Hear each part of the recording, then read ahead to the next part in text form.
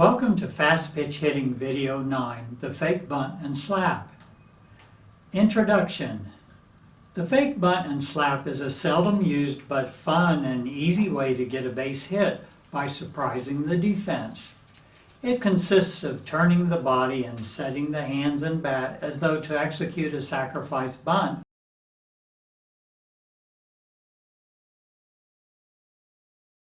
Then at the last instant, pulling the bat back and slapping the ball instead. Slapping the ball means hitting a ground ball with the intention of moving any runners over, as well as making it to first base safely.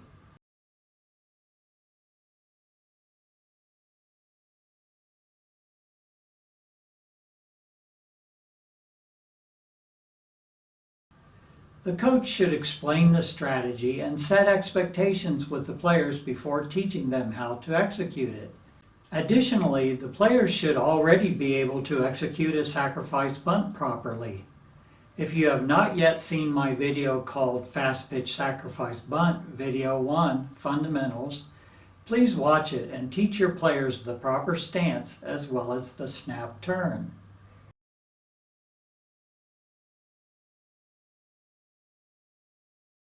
A link to that bunting video 1 can be found in the description below this video and in my YouTube channel called Fastpitch Coaching, all one word. Strategy. The turn for a bunt must be realistic. This makes the shortstop and second baseman start to move to cover their assigned bases.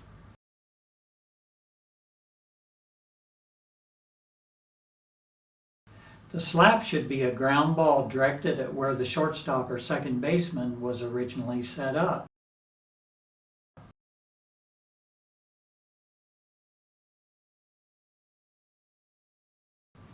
We want a ground ball primarily to avoid the potential of an easy out from a line drive, fly ball, or pop-up, and the potential double play starting with catching a line drive.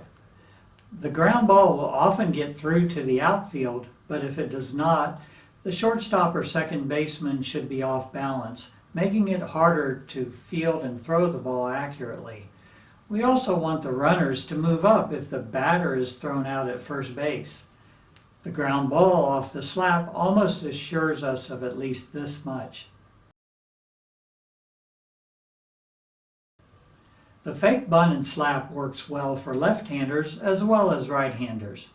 These instructions assume the batter is right-handed, so tell your left-handed players to reverse instructions where appropriate.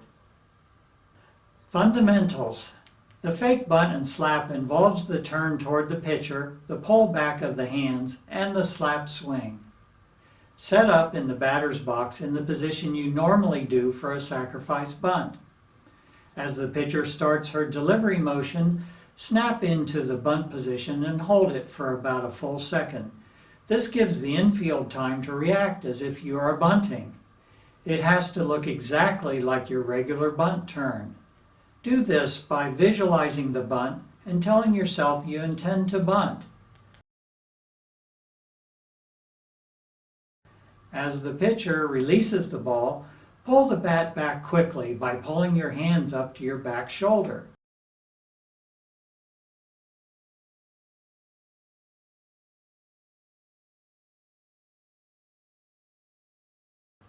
Try not to move your shoulders, hips, or knees as you do this.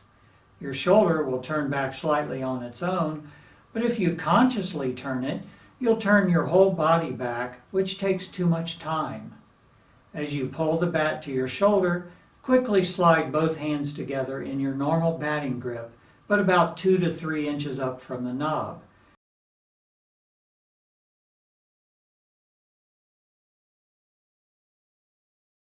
If you use my handshake grip when hitting, by all means use it at this point. Start the swing by firing your hands directly toward the pitcher without dropping them from your shoulder first. This allows you to stay over the ball.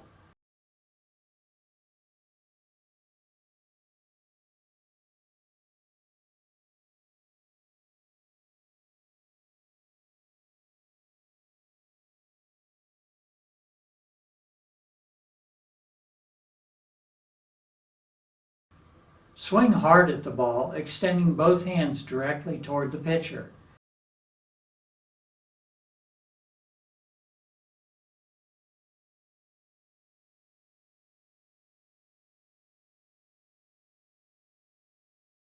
Avoid finishing early, which means letting your hands start to circle around your body before contact.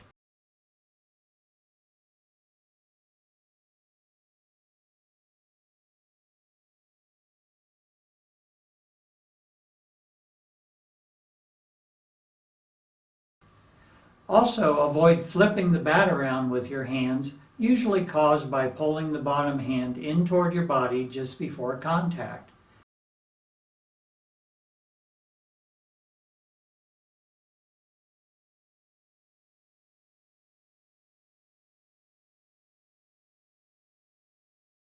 We want a big, long, straight motion with both hands through contact.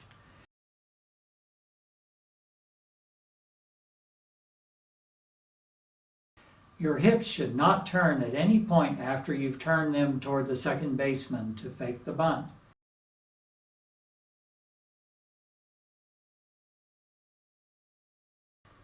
Your shoulders will turn, but should do so only after your elbows, hands, and arms start to fire forward.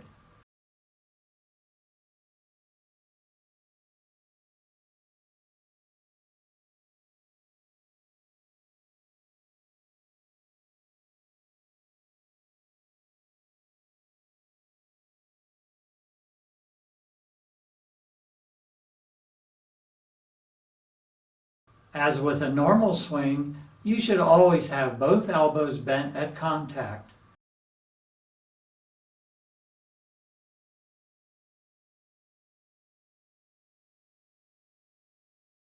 If the pitch is over the outer half of the plate, you should hit a grounder to where the second baseman originally set up, so make contact when the ball is across from your front foot, and hold your shoulders back so at contact they are facing that direction.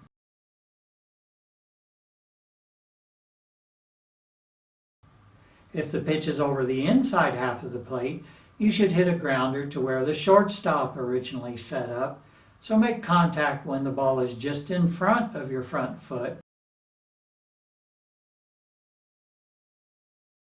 and let your shoulders turn to face that direction at contact. You want a ground ball, but don't chop down on the ball to get it. Instead, stay over the ball by keeping your hands above the path of the ball, letting the bat head dip somewhat.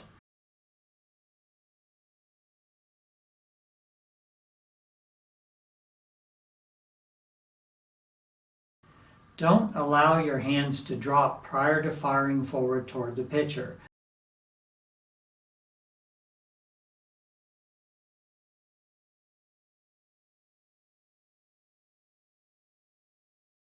You will quickly feel how to drive through the ball with power while getting the ground ball by avoiding firing your hips.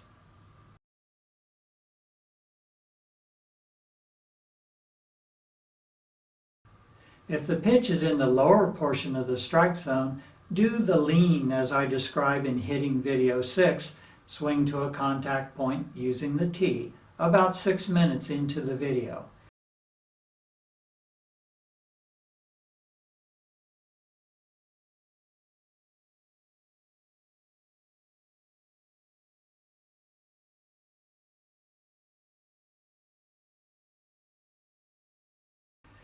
A link to Hitting Video 6 can be found in the description of this video and in my YouTube channel. If you decide to take the pitch, simply pull the bat back toward your shoulder.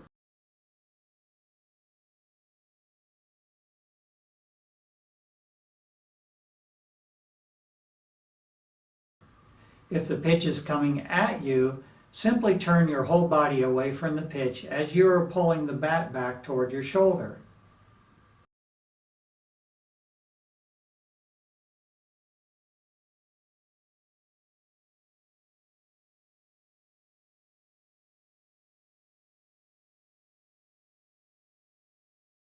Practice the movements without a ball at first.